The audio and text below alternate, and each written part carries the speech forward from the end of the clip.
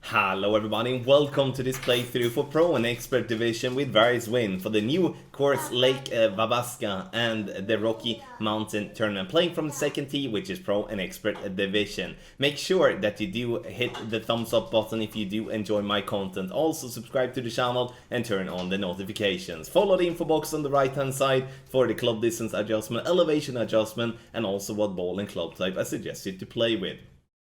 When it comes to the Ultimate Tournament guides, we will obviously be ready for you once the tournament starts. Scan the QR code here on the screen, or you go directly to patreon.com/golfclashtommy. Partial refund if you do sign up here in the middle of the month. You don't pay for more than what you should. Let's go to hole number 1.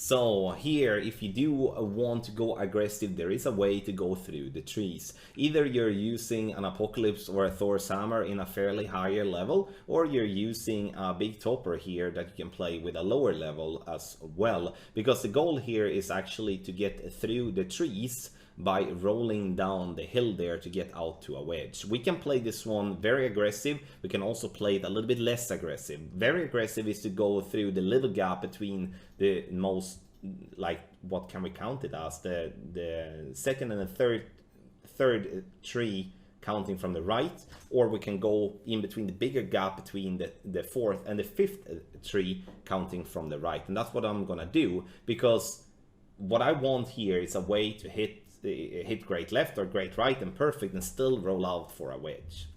In a tailwind and a crosswind, I would see this is a possibility to play like this. In a headwind, I would personally lay up as is now, but I'm not ruling out that if you can use overpowering special balls and get yourself down to this area as well. That's obviously up to you to decide how aggressive you want to go, but that's why we're also having a layup option for you, so you can see a reference for that as well. Second shot is just a standard wedge, plays EB School plus a 20% elevation, P3 number, stretch out to judge what slider you're having, and then you judge what distance you're having and then set your slider. So this is just a normal wedge. We have a flat green, very simple eagle to start with. So again, playing an aggressive shot definitely involves a risk in terms of if you're clipping the trees in the wrong way, you might get stuck into the rough, you might get behind a tree, but the reward you can get is if you're playing the drive well, then you will find a way of having a nice and short eagle, and then you don't have to deal with any layup. But again, a layup is coming up here as well. Make sure to pay close attention to that also. On the drive here, we are going to play this one down like very short and controlled. It's going to be an NMT with our Apocalypse. You can see here now that I'm using left spin. I'm also using top spin. The goal here is to position myself to play in between the two big trees on the right. You can see there is a lot of trees, but at least the two middle trees, if that makes sense. So that's my goal here with this shot. Adjustment here now is going to be, you can see here now I'm looking at the terrain a little bit as well to see the opportunities and the possibilities. Adjustment here now is medium distance, and I'm playing this one 10% downhill as a base. So medium distance plus 10 is this drive. Perfect ball, and we can see the ball land very nicely on the fairway, get up towards the two bunkers on the right as the fairway slightly slopes left to right. So be careful with the bunkers there on the right, but now we are in a nice position for the second shot. On the second shot here, we are going to play a rough bump, and here it is important to play with at least 3 bars of side spin to the right. I would say if we would have driven a little bit longer, that would actually have been a little bit better. We can see that we do have a nice ball guideline here with our thorn, and I'm looking around to see if I can't really find a sticky spot or something, which I cannot. In headwind, I'm leaving the ball guideline through the hole, and I'm going to have to aim very close to the rough line as well. Have in mind that in tailwind we are going to gain distance. We're also going to adjust from a lower to a higher point, which also is going to make us gain distance. Then we need to start way further back than what I'm having here. But in headwind and also in crosswind, we can aim closer to the rough line at the end because we're adjusting from a higher to a lower point, and then that's going to be much easier to compensate for, as we can then aim with the ball guideline through the hole instead of aiming short and having to offset and stuff like that. I played the second shot 25% elevation through club distance, as it is fairly downhill. Obviously that adjustment could differ depending on what type of wind direction you do have on the second shot.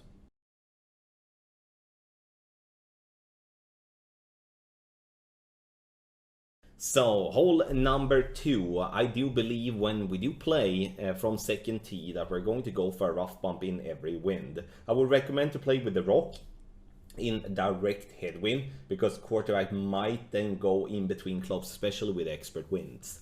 Using a 3 left spin and 4 back spin to have the ball guideline approximately 1 green square through the hole with the top of the yellow ring by the rough line. So I do base this hole to have 15% elevation, and I'm adjusting medium distance plus 15% elevation when it comes to this particular shot in the video. If I would be having a direct headwind, I would play max numbers instead. What you need to have in mind here is that if you do have a headwind, we will adjust from a lower to a higher point, which means that we will be gaining distance. So don't aim too close to the rough line, and that's the same in tailwind. We are adjusting from a higher to a lower point, so we need to compensate and not start too far back, because otherwise we will be in trouble when it comes to the water. But the rough there is big enough to make me feel comfortable in suggesting that as definitely the main way of attacking hole number 2, a beautiful par 3 of the Rocky Mountain Tournament, Lake Wabasca.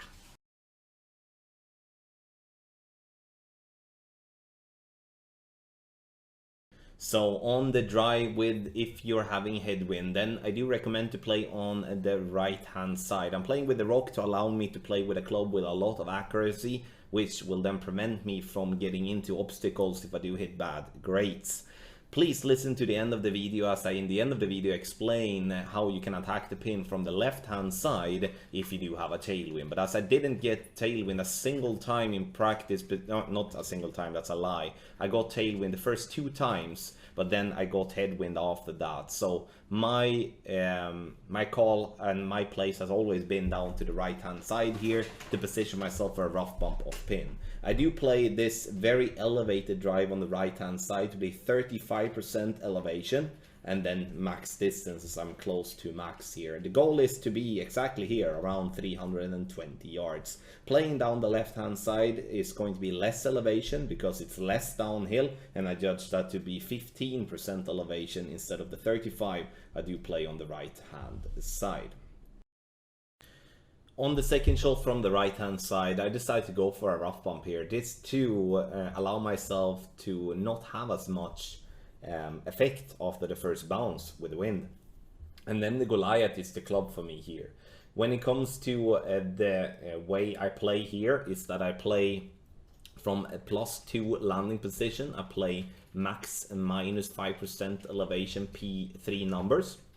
But now as outside plus yardage, I do make an estimation and play this one to be 88% slider instead, and I'm fortunate to drop it on the right side of the cup. Obviously it's going to differ depending on what wind angle you have and such like that. So to summarize here, right, if you do have a tailwind of tee, I do recommend that you go left. That will allow you to play with a long iron from very close to min distance, or a short iron from max to mid distance, depending on how far you reach. The drive out there though is, in my opinion, trickier because there is more bumps, there is rough in between, and it's tough to get the speed correct, or you can roll into the rough and then you lose the opportunity. But if you do have a headwind in any form, the right side is the more sensible play, because I do believe that risk from the left is most definitely not worth taking in a situation like that. But there's a lot of elevation on the drive, but the second shot, in my opinion, with that rough bump is actually fairly easy.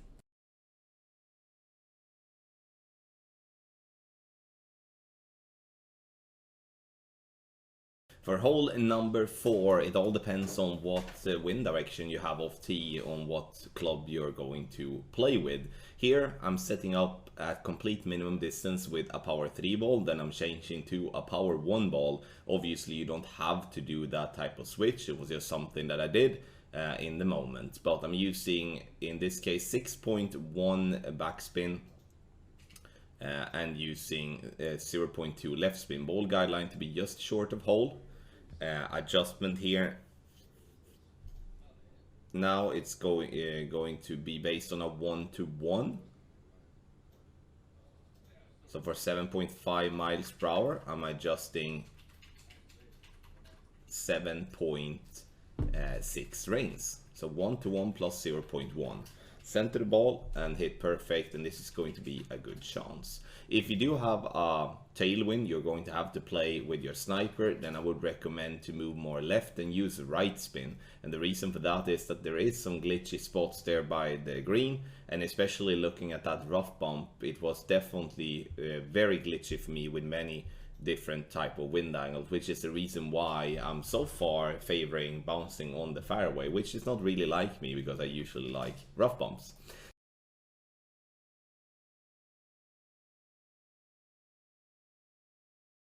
Hole number 5, the drive. We're gonna play a rough bump out to the fairway. Playing down the right hand side doesn't really allow you to have many chances for a drop. The rough bump there is very skinny, and even if you're playing for a very skinny rough bump here too, it's definitely much wider from this side than what it is from the right.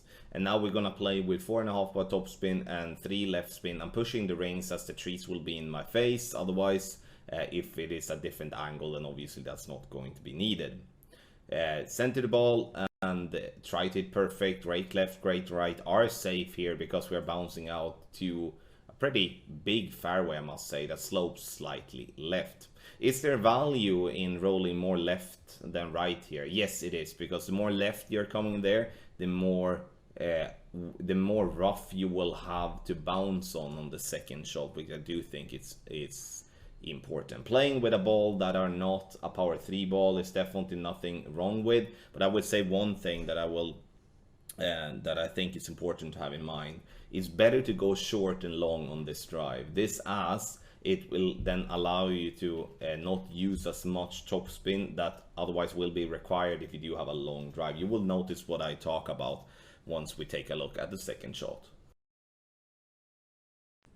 On the second shot here on hole number 5, I'm gonna do a rough bump here as well. Doing a fringe shake is helping me, giving some sort of a reference, and then I'm adding all the top spin and 3 right spin. I would say here we go back to what I said in the beginning. It's better to go short on drive than to go long, because the longer drive we have, the shorter ball guideline we will have on the second shot. Because if we do have a longer ball guideline, it's not going to be essential to play with a sniper level 10. I would say if you do not have the possibility to play with a sniper level 9 at least, I would go with the Horizon here, because Horizon usually has a good ball guideline and it also has a lot of top spin. Sure, the accuracy might not be good, but it's still makeable. So due to this green being such a weird shape, and due to it being very inconsistent to bounce on the fairway just before the green, I do believe that the rough bump is our best chance for consistently making an eagle. However though, if you are not interested in taking the risk that will be applied, as the rough bump is not that big there, then I would recommend to just play the ball towards the green and hope for the best. You can also be considered looking into playing with a Guardian or something like that if we do have to play with a Guardian. But then I would say by looking at the fringe check there, I would say that it's going to be required to play with at least a power 4 ball to be able to reach and play the max backspin shot on the top of the green without having any risk of being in between clubs. So hole number 5 is actually a tricky par 4, kind of a long one as well, where the sniper definitely allows us to play for an eagle, but it's not going to be an eagle that you're going to see on every person's scorecard.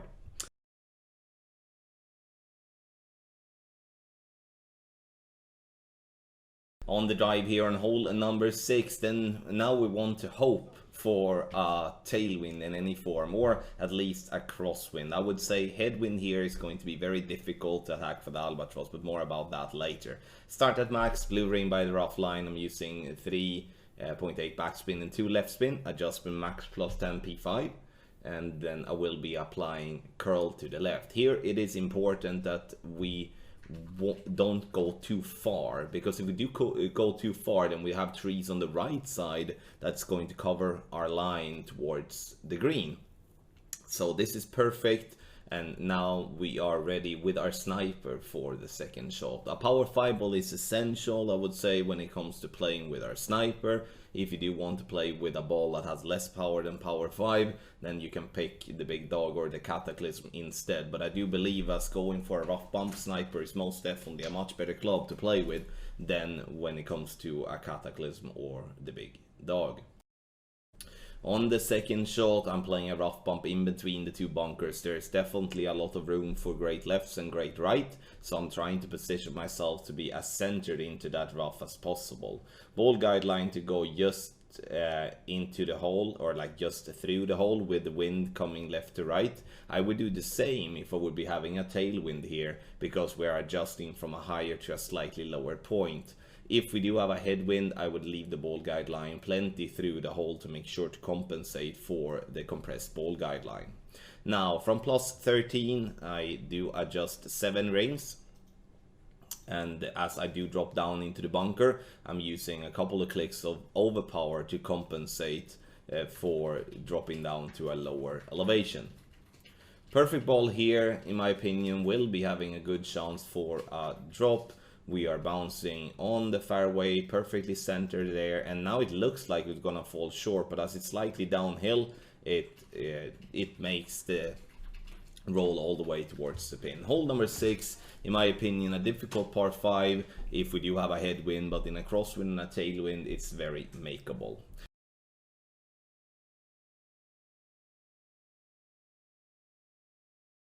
For hole number 7, here I've been trying different type of rough bumps here, but I do feel that the rough bump is first and foremost requiring a lot of topspin, second of all very glitchy, so I started then to play with a bounce up shot here on the green and found a much better consistency with that.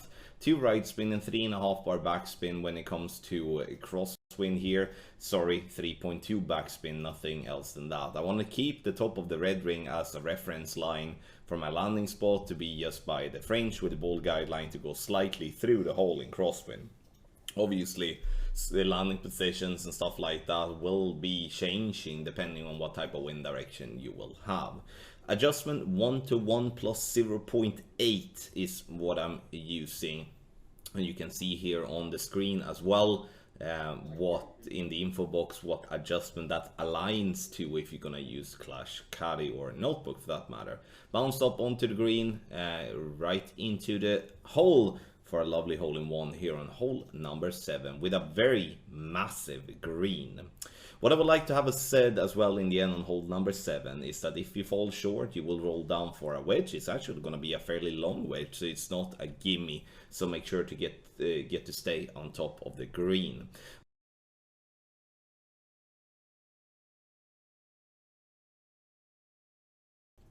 So here on hole 8, I decided after getting this wind 7 times in a row and actually not getting any other wind, I decided to actually focus on getting aggressive here. This is a shot that can be played with any big topper level or Apocalypse level 7+, or Thor's Hammer level 6+, or X-Mile level 9. So there is a lot of clubs that it can be played with, and obviously if you don't have any of the big boy clubs, then play with a big topper regardless what level you have. Setting up at the top of plus 16 with Apocalypse, max top spin and 1 left spin. Adjustment is max plus 10, power 5 ball settings. And then I'm using full overpower with a slight curl to the left and a slower needle. And that's the benefit by having big boy clubs, is that you can play with a complete slow needle, whereof the big topper is going to shake a fair bit, and that's important to have in mind. What I would recommend though is that when you do set it up and you do make your you set it up with an Apocalypse, or for an example Thor's Hammer, then you swap to the big topper. That's what I would do, and then make the adjustment. Obviously up to you what you want to do, and obviously depending on what wind strength and wind angle we're having, it's gonna vary. If we do have a headwind or a direct crosswind, we're gonna have to play on the left, because we can't reach over on the right hand side if we're not using topspin boost balls and stuff like that, which is not really something we will do every time. But then we play on the left, and we lay up for a long iron or a wood club rough bump from distance.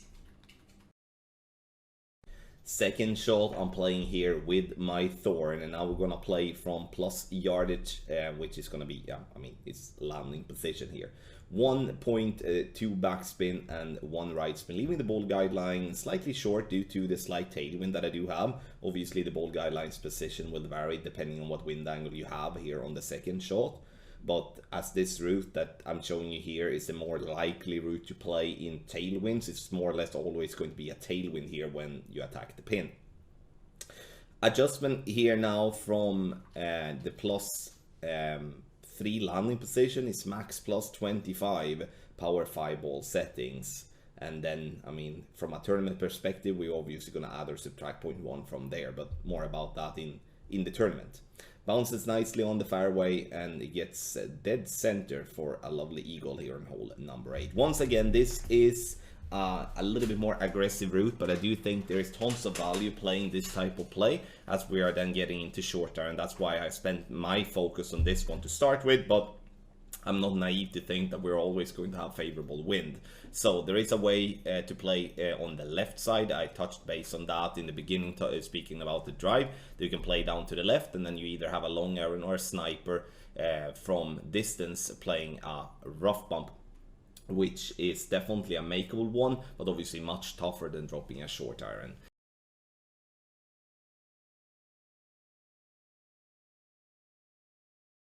For the drive on hole number 9, if we do have a headwind, I strongly advise you to play with a power 5 ball. The more wind resistance, the better. And this is because there is tons of value to get over to the fairway island on the top there, because that will allow us to have a very good chance for an albatross.